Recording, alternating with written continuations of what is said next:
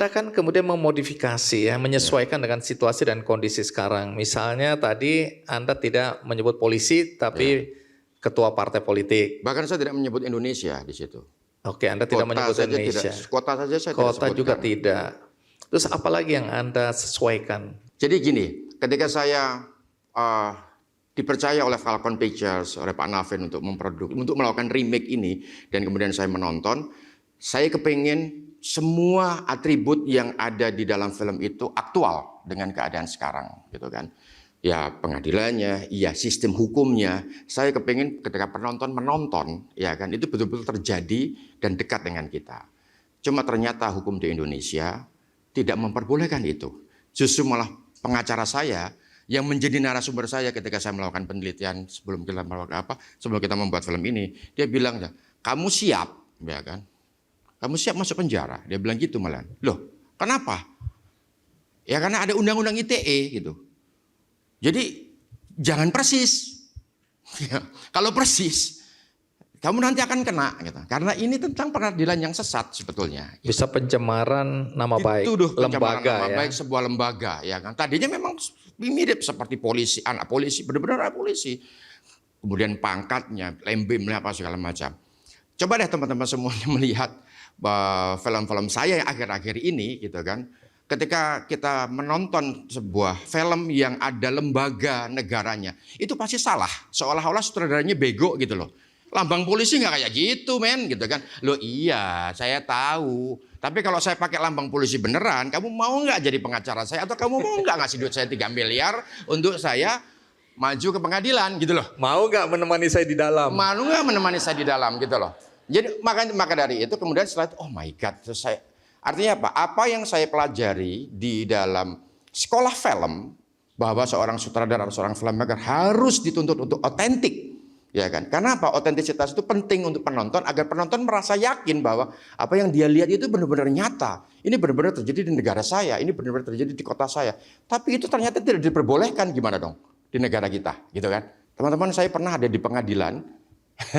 Berhadapan dengan hakim hanya karena saya membuat film loh, gitu loh. Baik, jadi cerita karena ini ada konteksnya dengan Anda membuat film ini, kayaknya ada urusan emosional pribadi. Sebenarnya tidak. Cuma saya ada kemarahan yang Anda tumpahkan di film ini.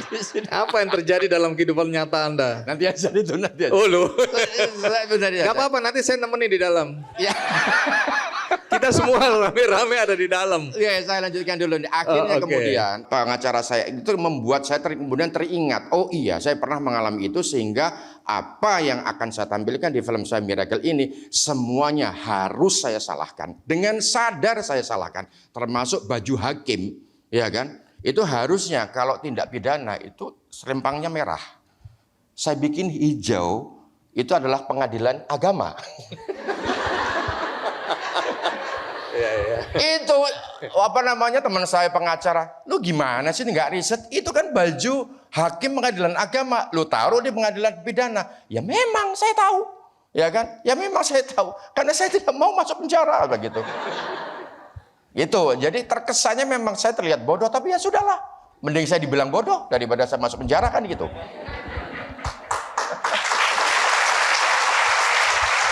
Iya, ya. Cukup bijak lah ya.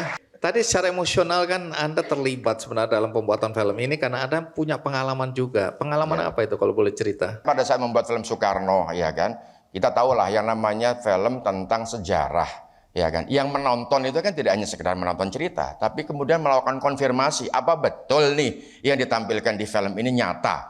Karena apa ya? Karena selama 30 tahun kita itu dicekoki sebuah film yang seolah-olah sama pemerintah dianggap nyata. Apa itu? Janur kuning. Janur kuning, G30S yang sekarang masih terus di apa namanya? Ya untung Anda bicaranya di tahun ini, kalau tidak kita dua masuk lagi.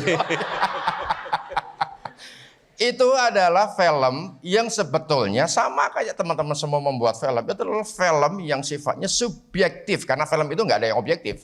Kalau jurnalis itu harus objektif. Ada cover both side. Tapi film tidak ada rumusnya yang namanya objektif. Film itu harus subjektif.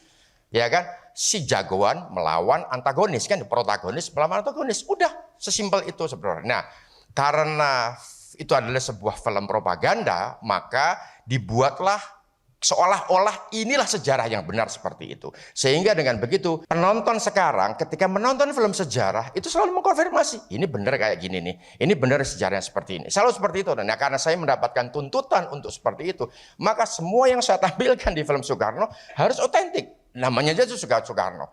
Tapi ternyata saya masuk pengadilan, dituntut saya akhirnya kemudian.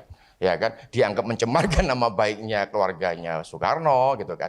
Karena memang saya membuatnya itu betul-betul di dalam buku biografinya Bung Karno. Ya, Penyambung Lidah Rakyat itu betul-betul saya membuat dari situ. Di situ ditampilkan bahwa Soekarno itu kalau sakit dia tuh kerokan, ya kan. Dianggap saya menjelek-jelekan Bung Karno. Loh, gimana sih? Saya kepengen menampilkan bahwa presiden kita yang dipuja itu kalau sakit sama kayak kita, kerokan gitu loh. Tapi itu salah. Jadi Anda kalah di pengadilan. Di pengadilan negeri saya kalah. Ya kan. Jadi emosi dong ya. Baik. Jadi ada juga pengalaman hidup Anda di mana Anda merasakan ada ketidakadilan. Ketidakadilannya kan bisa subjektif ya. Kita yang melihat dari sisi sini nggak adil, tapi yang dari sini juga bilang nggak adil dan seterusnya. Tapi apa sebenarnya pesan moral yang Anda mau sampaikan kepada penonton film Anda ini? Yaitu bahwa apa yang sebenarnya kita yakini benar, ternyata belum tentu benar. Karena ternyata ada tafsir lain, klaim lain terhadap kebenaran tersebut. Apalagi ketika itu disupport dengan sebuah kekuasaan. Dan itulah yang kemudian terjadi di dalam hidup saya. Saya tidak pernah menyangka bahwa yang namanya membuat film itu bisa masuk dan dikalahkan dan nyaris masuk penjara. Nggak pernah saya. Dan saya pada saat itu juga ketika didampingi dengan pengacara, saya pede, benar-benar pede. Saya menjelaskan bahwa di buku ini begini, saya risetnya begini apa segala macam. Tiba-tiba Hanung dinyatakan bersalah. Dok, mampus nggak lo? Gitu kan. Jadi how come gitu, sampai saya bersalah. Saya hanya membuat sebuah film. Jadi, nah itulah yang akhirnya kemudian kemarahan mungkin ya, kemarahan, kegelisahan saya kemudian saya tumpahkan dalam film Miracle bahwa Dodo Rozak tidak bersalah, betul-betul tidak bersalah dan penonton melihat tidak bersalah itu. Dan bahkan bisa dibuktikan ada sebuah adegan teman-temannya yang napi-napi itu ya kan, yang itu melakukan sebuah reka ulang ya kan, saya buat dengan cara yang sangat lucu sekali di situ agar supaya penonton itu merasa tidak terlalu stres menonton film ini, jadi ada sedikit lucunya gitu kan. Itu sekalipun sudah dibuktikan dengan reka ulang bahwa dia tidak bersalah, tetap juga yang namanya kekuasaan tidak pernah bisa dilawan. Nah, itu yang terjadi di Indonesia sampai hari ini, teman-teman. Mungkin kalian melihat bahwa cintanya ayah itu cuma sekecil kuku. Tapi ketahuilah bahwa ketika kuku dipotong, itu akan terus tumbuh sampai mati. Dan seorang ayah yang baik, yang pintar, itu akan bodoh ketika mengungkapkan cintanya kepada anaknya.